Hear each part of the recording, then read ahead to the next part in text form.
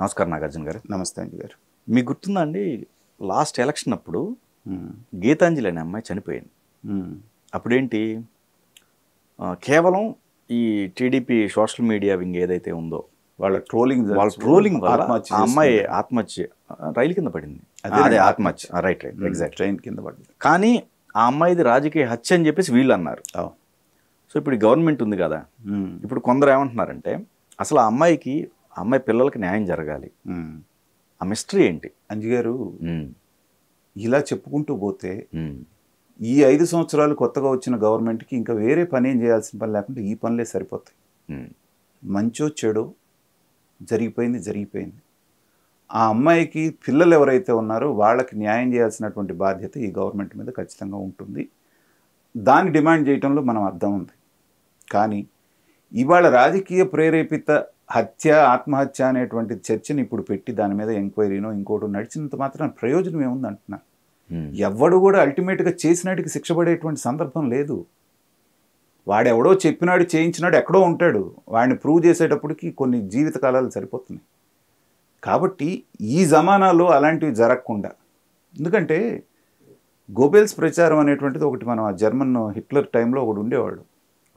ఏదన్నా ఒక అబద్ధ ప్రచారం చేయాలి అంటే ఏంటంటే వాడు దాంట్లో సిద్ధహస్తులు. ఎవరైనా అలాంటి వాళ్ళు చేస్తూ ఉంటే అది గోబెల్స్ ప్రచారం అని మనం అంటూ ఉంటాం.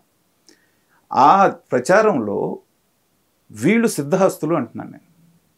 వైఎస్ఆర్సీపీ పార్టీ, జగన్మోహన్ రెడ్డి గారు ముఖ్యంగా. ఎందుకంటే మా తండ్రి గారి మరణం మూలాన కొన్ని వందల మంది గుండెకి చనిపోయారు అనేటువంటి గోబెల్స్ ప్రచారం దగ్గర నుంచి వీళ్ళ ప్రస్థానం మొదలై ఓదార్పు యాత్ర మనం చూసాం.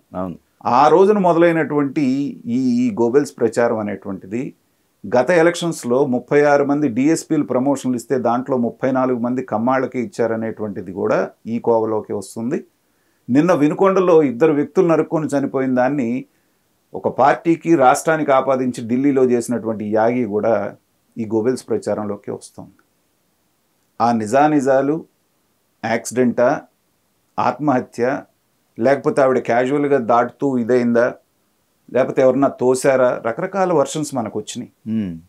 వచ్చినప్పుడు ఏంటంటే ఆ రోజు ఏదన్నా జరిగి ఉంటే అప్పుడు మీదే కదా ప్రభుత్వం, మీరే అన్నారు కదా ఆవిడ్ని ఆత్మహత్యకు పురిగొల్పారన్నారు కదా, ఎవరో పేర్లు చెప్పండి, ట్రోల్ చేశారన్నారు.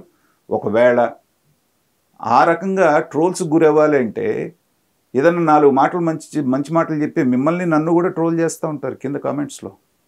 మనందరం కూడా చేసుకోవాలా? ఇలా గనక చేస్తే ఇప్పుడు షర్మిల గారు ఉన్నారు, ఎన్ని రకాల మాటలు మాట్లాడుతున్నారు ఆవిడ్ని. సభ్య సమాజం వినకూడనటువంటి మాటలు మాట్లాడుతూ ఎన్ని రకాలుగా దూషించాలో అన్ని రకాలుగా దూషిస్తున్నారు. కాబట్టి అలా అనుకున్న వాళ్ళు అందరూ చచ్చిపోతున్నారా? కాబట్టి ఏంటంటే జరిగినటువంటి విషయం చాలా దారుణం. అమ్మాయికి ఇది మనకి ఇప్పుడు కూడా సంతోషంగా నాకు పట్టా వచ్చిందని నవ్వుతూ మాట్లాడిన మాటలు మనకి ఇంకా కళ్ళ ముందు కదులుతున్నాయి. 10 చిన్న పిల్లలు ఉన్న తల్లి పోవటం అనేటువంటిది అందరి హృదయాల్ని కదిలించింది, అప్పుడు కలిసివేసింది. కానీ ఏంటంటే రాజకీయాల్లో వీళ్ళందరూ పావులు అవ్వటం అనేటువంటిది చాలా దురదృష్టకరమైనటువంటి విషయం. వీళ్ళు డిమాండ్ చేయడానికి ఏదో చేస్తూ ఉంటారు. ఎందుకంటే ఆ రోజున ఆక్రోశం పొందిన వాళ్ళు, ఆవేదన చెందిన వాళ్ళు ఎవరో ఉంటారు. కాబట్టి చేయమంటాం కరెక్టే, కానీ దీనికంటే పెద్ద పనులు చాలా ఉన్నాయంటున్నాను నేను రాష్ట్రానికి. ఇక్కడ ఒక అంశం మీరు మధ్యలో ఒకటి ప్రస్తావించారు. ఓకే, ఈ ప్రచారంలో భాగంగా లాస్ట్ టైం కాదు, ఈ టైంలో కూడా, ఇప్పుడు కూడా, ప్రజెంట్ కూడా ప్రతి కీలకమైన పోస్టులో మళ్ళీ సేమ్ కమ్మవాళ్ళు వచ్చారు. అదే కదా నేను అనేది. ఏంటంటే కొన్ని సామెతలు ఉంటాయండి, లేపి తన్నించుకోవటం అంటారు. దేని లేపి దేంతో తన్నించుకోవటం అనేది మనం డైరెక్ట్గా చెప్పాల్సిన పని లేకుండా లేపి తన్నించుకోవటం అనేటువంటిది ఒకటి ఉంది. సో జగన్మోహన్ రెడ్డి గారు, వైఎస్ఆర్సీపీ దాంట్లో సిద్ధహస్తులు. గోబెల్స్ ప్రచారంలో ఎలా అయితే సిద్ధహస్తులో ఒక లేని నిందేసి వీళ్ళ చిట్టా, మర్చిపోయిన చిట్టాన్ని కూడా బయటికి తెచ్చేటట్టు చేస్తారు. తిరుమల తిరుపతి దేవస్థానంలో కమ్మాళ్ళందరినీ వేసేశారు అన్నారు. అక్కడ వేసింది ఒకే ఒక జేఈఓని తీసుకొచ్చి వెంకటేశ్వర చౌదరిని వేశారు అక్కడ. మిగతా వాళ్ళు ఇప్పుడు ఉన్నటువంటి ఆయన ఈఓ దానికి సంబంధించినట్టు కాదు, చైర్మన్ ఇంకా వేయనే లేదు.